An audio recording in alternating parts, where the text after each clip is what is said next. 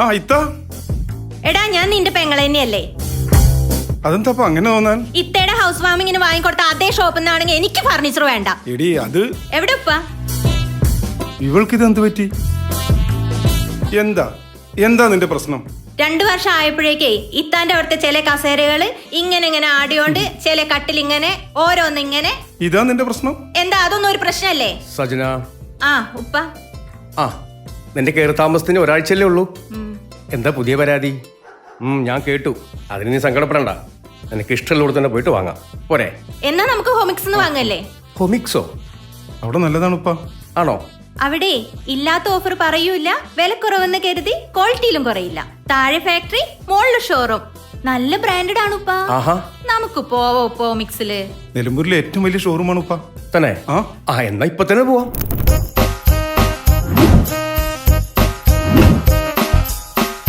Home furnishing ഇനി ഹൊമിക്സിലൂടെ.